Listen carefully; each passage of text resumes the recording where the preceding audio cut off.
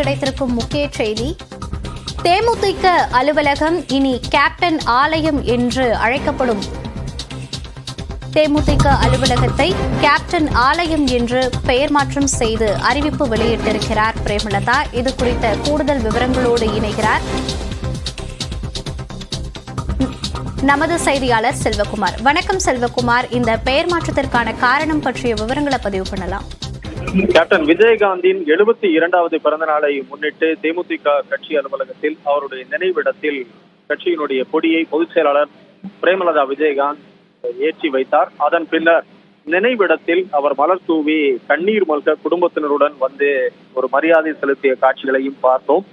அதன் பின்னர் புதியதாக இன்று விஜயகாந்த் அவர்களின் மார்பளவு சிலை ஒன்று வடிவமைக்கப்பட்டிருக்கிறது. அந்த சிலையையும் திறந்து வைத்தார்.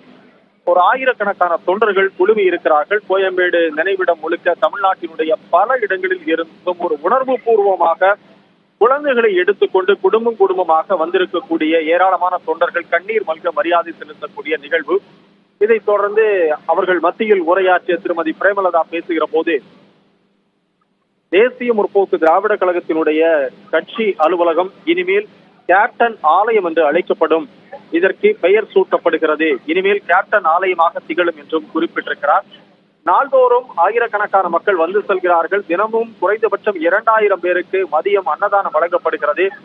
இது தொடர்ந்து அனைத்து நாட்களிலும் இதுவரையிலும் விடாமல் தொடர்ந்து அன்னதானம் நடைபெற்றுக் கொண்டிருக்கிறது. எனவே பசியாற்றக்கூடிய ஒரு ஆலயமாகவும் பல பேர் வந்து வழிபடக்கூடிய ஒரு ஆலயமாகவும் மாறியிருக்கிறது. தினந்தோறும் ஏராளமான பூக்களை வாங்கிக் கொண்டு, மலர்களை வாங்கிக் கொண்டு, ஊதுபத்தி ஏற்றி, அதே போல தீபாராதனை காட்டி வழிபடக்கூடிய ரசிகர்கள் ஏராளமானோர் இங்கே வந்து செல்கிறார்கள். எனவே இது கேப்டன் ஆலயம் என்று அழைக்கப்படும் என்று திருமதி பிரேமலதா குறிப்பிட்டிருக்கிறார். இதுவரையிலும் சுமார் 10 லட்சத்திற்கும் மேற்பட்டோர் இந்த நினைவிடத்தை வந்து பார்த்து சென்றிருக்கிறார்கள். எனவே பலரும் வணங்கக்கூடிய இடமாக இருப்பதால் இது கேப்டன் ஆலயம் என்று அழைக்கப்படும் என்று அறிவித்திருக்கிறார். விவரங்களுக்கு நன்றி செல்வகுமார்.